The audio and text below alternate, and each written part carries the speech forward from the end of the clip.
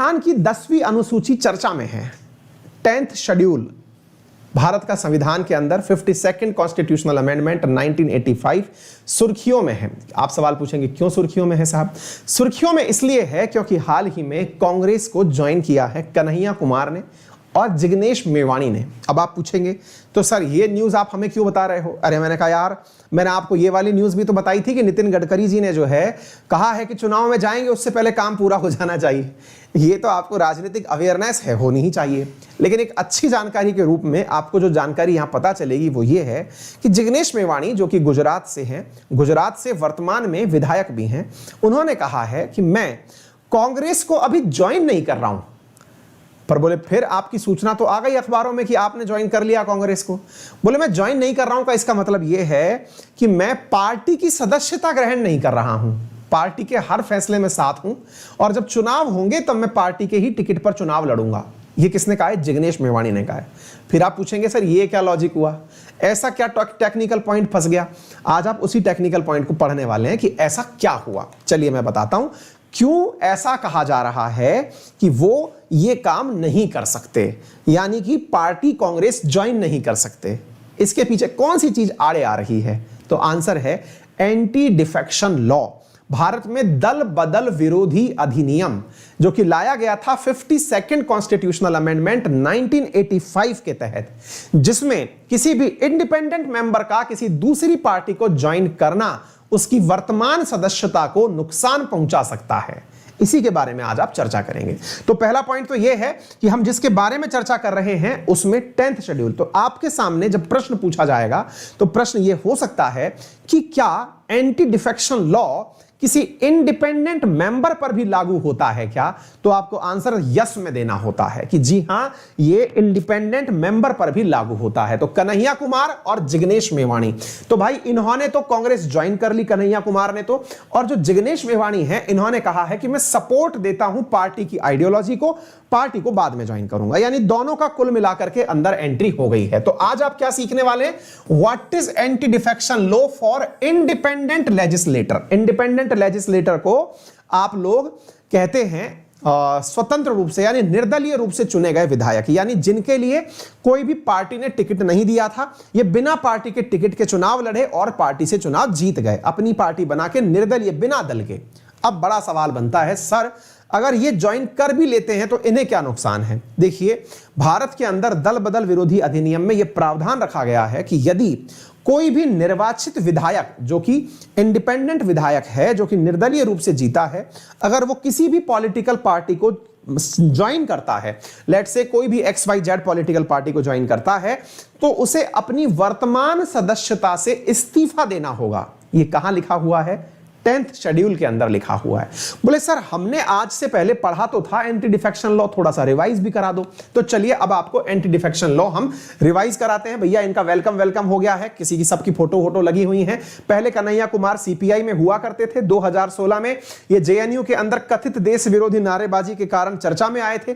गुजरात के युवा दलित नेता के रूप में जिग्नेश मेवाणी का मतलब चर्चा में काफी ज्यादा आए हैं। ये वडगाम से निर्दलीय विधायक वर्तमान में भी हैं। चलिए तो साथियों हम बढ़ते हैं इस बारे में क्या है ये पूरा की पूरा एंटी डिफेक्शन लॉ। ध्यान से सुनिएगा साथियों, एंटी डिफेक्शन लॉ जो है वो 10th शेड्यूल के माध्यम से आया था, जिसके अंदर कहा गया है कि कोई भी member of parliament that is MP और कोई भी MLA यदि अपनी मेंबरशिप को त्याग देता है कि भाई मैं इस पॉलिटिकल पार्टी में नहीं रहना चाहता, या फिर वो एब्सटेन कर जाता है वोटिंग से, मान लीजिए कि पार्टी ने कहा कि इनके पक्ष में वोटिंग दीजिए, वो पार्टी में वोट देने से मना कर देता है, तो ऐसी स्थिति में उसे डिस्क्वालीफाई किया जा सकता है। पहला सवाल, कौन डिस्क्वालीफाई करता है according to anti defection law? यह प्रश्न पूछा जाता है। आंसर जान लीजिएगा, डिस्क्वालिफिकेशन डिपेंड्स ऑन स्पीकर।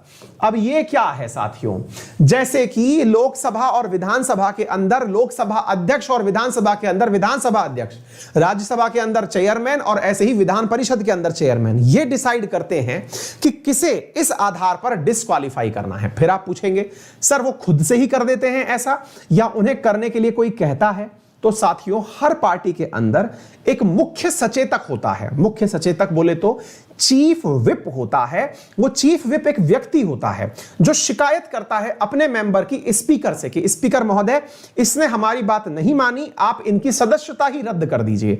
तो ऐसी स्थिति के अंदर यह वाला काम कौन करता है? स्पीकर करता है। एक बहुत बड़ा प्रश्न जो यूपीएससी आपसे पूछ सकती है, क्योंकि बहुत लंबे समय से डिबेट चल रही है इस बात के ऊपर कि स्पीकर किसी भी ऐसे विधायक को कितने दिन में, स्पीकर किसी भी ऐसे विधायक को अथवा सांसद को कितने दिन में सस्पेंड कर सकता है? बड़ा सवाल है, कितने दिन में सस्पेंड कर सकता है, यानी टाइम ड्यूरेशन क्या है। मान लीजिए कि आज तो आपकी अपने नेता से बन रही थी, आपने उस समय तो शिकायत नहीं करी, पता चला आपको 6 महीने बाद पता चलता है, जैसे पंजाब के अंदर इन दिनों हो रहा है, भाई पंजाब के अंदर कांग्रेस को लगता है कि सिद्धू जी ने सही नहीं किया या कैप्टन साहब ने सही नहीं किया, तो ऐसी स्थिति में पंजाब कांग्रेस कब जाकर के स्पीकर से शिकायत कब करेगी?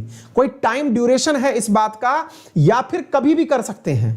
इस बात को लेकर के बहुत ज्यादा विवाद हुआ, मामला सुप्रीम कोर्ट में पहुंचा।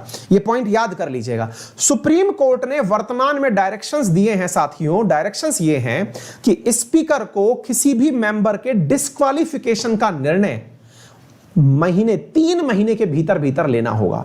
जिस दिन यह घटना घटी थी उसके 3 महीने के भीतर भीतर लेना होगा। यदि 3 महीने बाद अगर कोई ऐसी घटना आती है तो स्पीकर भी फैसला लेने से आउट है। ये पॉइंट याद कर लेना, बहुत इंपॉर्टेंट पॉइंट है।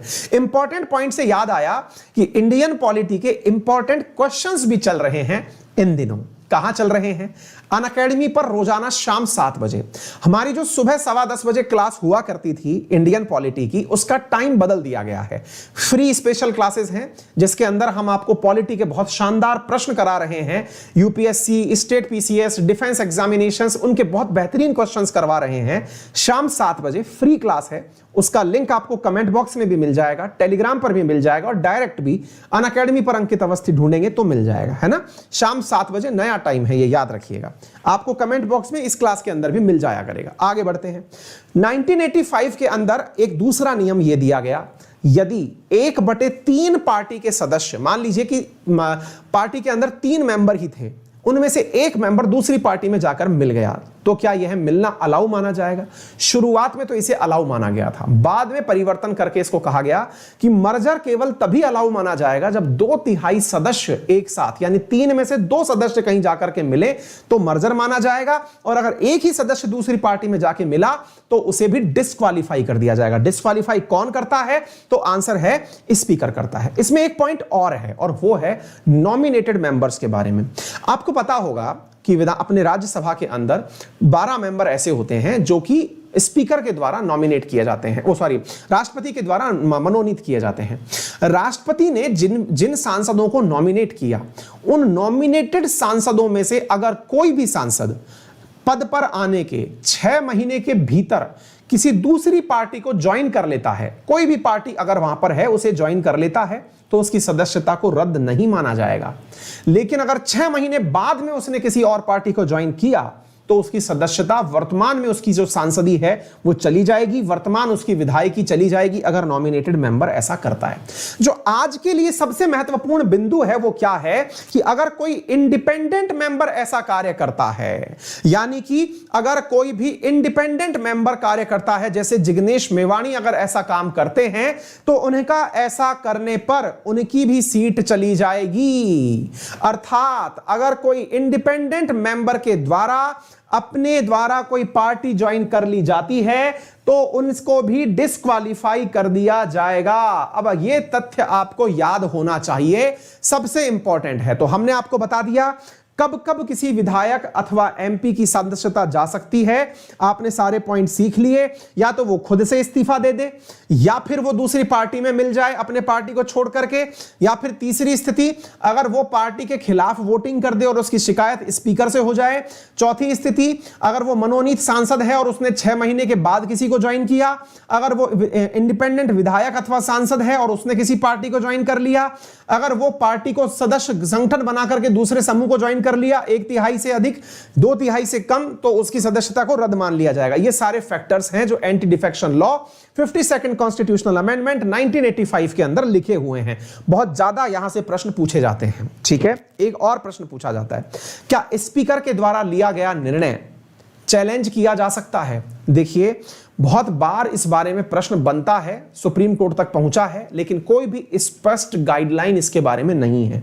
स्पीकर का फैसला बहुत बार चर्चा का विषय बना है कि स्पीकर ने अपने हिसाब से निर्णय ले लिया, लेकिन याद रखिए स्पीकर के दो सबसे बड़े कार्य, एक तो वो किसी बिल को मनी बिल बता सकता है या नहीं, और दूसरा एंटी डिफेक्शन के समय किसी को डिस्क्वालीफाई मान सकता है या नहीं।